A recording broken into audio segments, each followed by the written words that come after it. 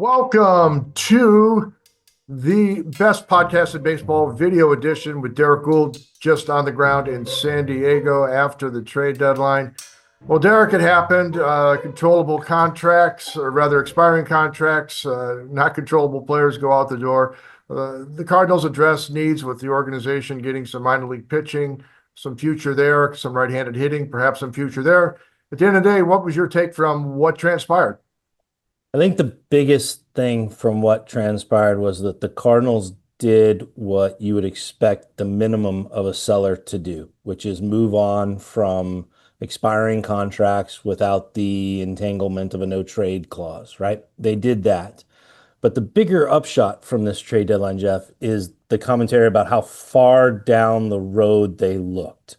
It's really for the first time during the John Mozeliak era as president of baseball operations, and perhaps for the first time during the DeWitt ownership, where they were talking years in the future, not next year or not a need that would show up immediately. You can look at the 2023 sell-off, and the goals there were to get pitching depth. And on some of that pitching depth, a good handful of it was at the AAA level. They were able to go and say, all right, look, we got a hole there. We need to backfill. Let's go get that. And so they went and got some pitchers at the trade deadline to at least fill in. And then they got guys like Thomas JC and Tekoa Roby, AA players who are now in AAA and in the majors respectively. And guys like that. But it was definitely a discussion of let's use this sell-off to not linger over it and do what we can to get in a better position to not sell off the next year.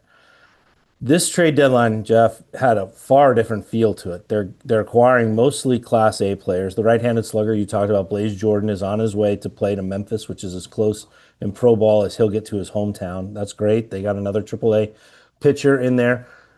But the majority of what they did was captured in what John Mozeliak said about how it was for the future and not the immediate future, and maybe not even the 2 year future when a lockout looms in 2027. This is a far distant vision for the team and a far distant look for their moves than we've ever had. I'll summarize it this way. You think about what the Giants got from the Mets for Rogers, the reliever that they traded, Tyler Rogers. They got three players, each of whom you don't have to squint to see how they'll contribute to the majors. Who knows what they'll be in the majors, but you don't have to kind of wonder, will they get to the majors? Will they contribute in some way? They may contribute briefly, they may only get there for a little bit, but you don't have to wonder if they'll get there. The Cardinals traded Ryan Helsley to the Mets, same team, got three players back, same number, and there's no guarantee any of them will get to the majors. They're all kind of in the distant. Now, they might have more upside, they might have more impact, they might produce an excellent reliever, maybe perhaps a starter and an infielder. That trade may indeed produce that.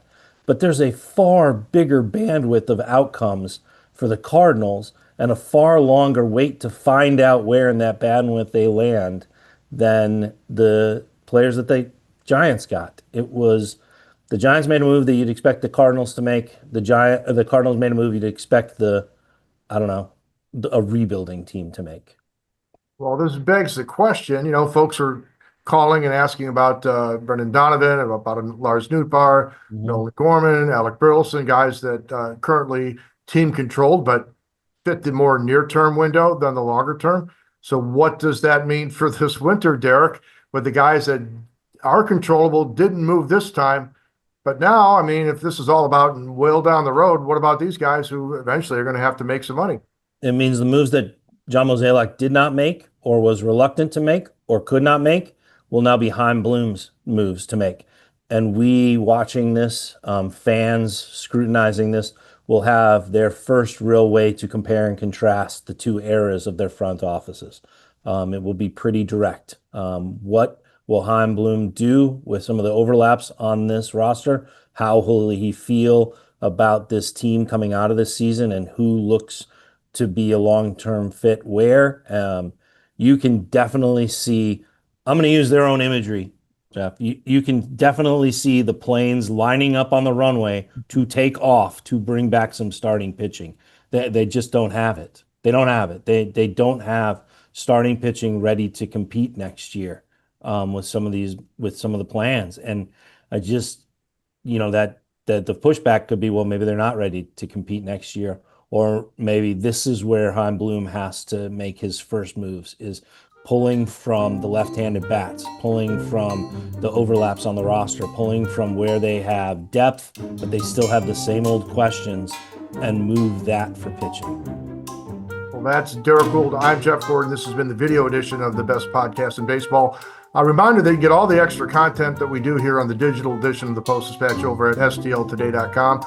Thanks to Derrick for making time from San Diego. I'm Jeff. Till next time, see you later. Thanks, Jeff.